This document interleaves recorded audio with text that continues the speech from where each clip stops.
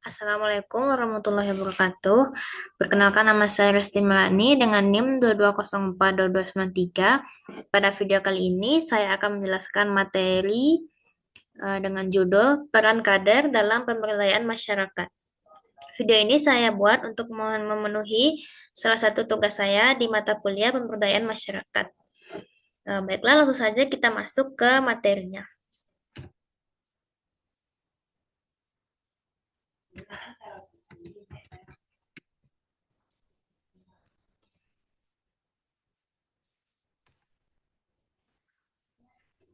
Yang pertama, sebelum masuk materi, kita harus paham terlebih dahulu apa arti kader. Nah, apa itu kader?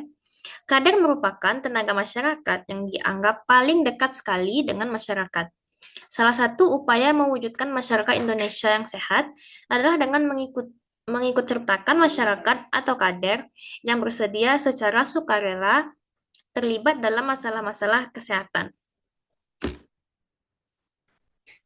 Eh, Kader tentu saja memiliki peran penting dalam kehidupan bermasyarakat, eh, khususnya itu kita ambil contoh yaitu kader posyandu. Peran yang pertama yaitu sebagai promotor kesehatan. Kader berfungsi sebagai agen perubahan yang mempromosikan perilaku hidup bersih dan sehat atau PHBS di masyarakat.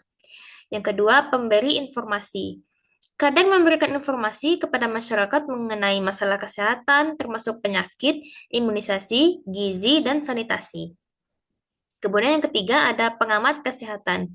Kader mengamati dan mendeteksi masalah kesehatan di lingkungan mereka dan melaporkannya kepada petugas kesehatan yang berwenang.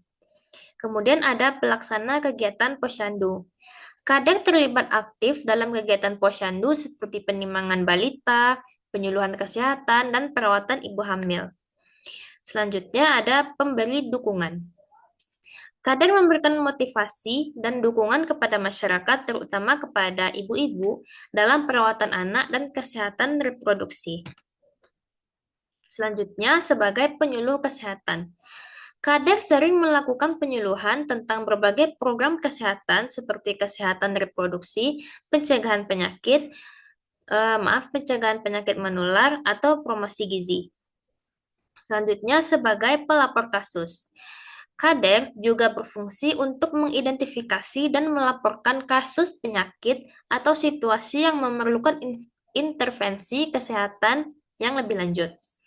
Terakhir, yaitu kader sebagai pendidikan masyarakat. Kader berperan dalam peningkatan pengetahuan masyarakat tentang kesehatan melalui berbagai kegiatan edukasi dan penyuluhan secara langsung. Nah, selanjutnya kita akan membahas keterampilan dasar yang diperlukan untuk sebagai seorang kader. Nah, untuk menjalankan peran dan fungsi sebagai kader kesehatan secara efektif, ada beberapa keterampilan yang diperlukan. Yang pertama, kemampuan komunikasi. Seorang kader harus mampu berkomunikasi dengan baik, baik lisan maupun tulisan, untuk menyampaikan informasi kesehatan kepada masyarakat dengan jelas dan mudah dipahami. Kemudian, keterampilan interpersonal. Kader perlu memiliki kemampuan untuk menjalin hubungan yang baik dengan masyarakat agar dapat membangun kepercayaan dan keterlibatan mereka dalam berbagai program kesehatan. Selanjutnya, yaitu keterampilan penyuluhan. Kader diharapkan memiliki kemampuan untuk menyuluh masyarakat secara efektif melalui presentasi, diskusi, atau metode edukasi lainnya. Kemudian, keterampilan dalam organisasi dan manajemen. Seorang kader perlu mengorganisir kegiatan posyandu dan program kesehatan lainnya, termasuk manajemen waktu dan pengelolaan sumber daya. Selanjutnya, yaitu kemampuan dalam memecahkan masalah. Kader harus mampu menganalisis masalah yang dihadapi masyarakat dan mencari solusi yang tepat dan efektif. Kemudian selanjutnya ada kemampuan penelitian dasar. Nah, seorang kader sebaiknya memiliki keterampilan untuk mengumpulkan, kemudian menganalisis data kesehatan yang dapat digunakan untuk melaporkan dan meningkatkan program kesehatan di masyarakat. Selanjutnya, jika kita berperan sebagai seorang kader, tentu kita akan menghadapi beberapa tantangan di lapangan. Nah, Kader Posyandu menghadapi beberapa tantangan dalam menjalankan tugas mereka seperti yang pertama yaitu kurangnya komunikasi. Banyak masyarakat yang tidak mengetahui jadwal kegiatan Posyandu yang sering disebabkan oleh komunikasi yang kurang efektif antara kader dan masyarakat. Kemudian yang kedua, ketakutan terhadap vaksinasi. Terdapat ketakutan di kalangan orang tua saat anak mereka hendak divaksin. Sehingga seorang kader perlu memberikan informasi dan arahan yang tepat mengenai vaksin dan manfaatnya untuk balita. Kemudian, keterlibatan masyarakat. Kader sering merasa kesulitan dalam memobilisasi masyarakat untuk ikut berpartisipasi dalam kegiatan posyandu. Selanjutnya, sumber daya yang terbatas. Kader posyandu juga menghadapi tantangan dari kurangnya sumber daya, baik dari segi alat kesehatan maupun dukungan dari pihak terkait untuk menjalankan program secara optimal.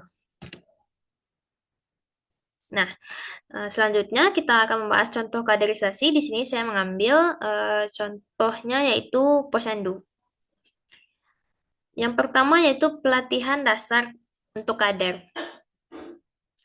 yaitu menyelenggarakan pelatihan bagi kader posyandu mengenai kesehatan ibu dan anak, gizi seimbang, dan teknik komunikasi. Pelatihan ini bisa dilakukan oleh tenaga kesehatan, misalnya dari puskesmas. Selanjutnya ada workshop penyuluhan kesehatan. Mengadakan workshop dengan tema tertentu seperti pentingnya imunisasi atau persiapan kehamilan, di mana kader belajar cara menyampaikan informasi tersebut kepada masyarakat.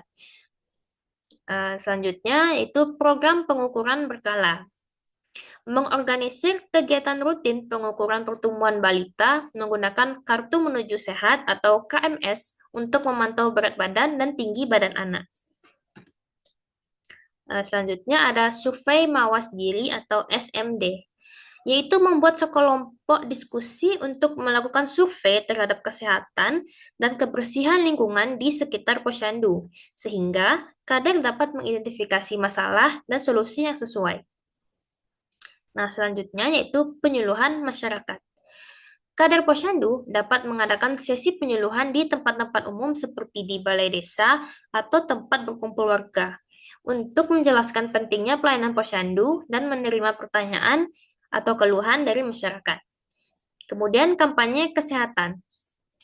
Mengorganisir kampanye kesehatan seperti Hari Imunisasi Nasional, di mana para kader membantu mengkoordinasi dan melaksanakan imunisasi untuk anak di komunitas.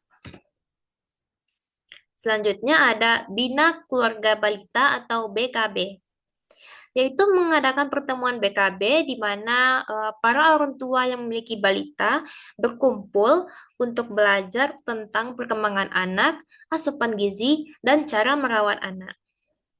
Kemudian melakukan kerjasama dengan kemitraan lembaga lain, yaitu bekerja sama dengan organisasi non-pemerintah atau lembaga pendidikan untuk memperoleh sumber daya dan dukungan tambahan dalam menjalankan program. Nah, sekian materi yang dapat saya paparkan. Jika ada kesalahan, mohon maaf. Sekian dari saya. Saya akhiri dengan Assalamualaikum warahmatullahi wabarakatuh.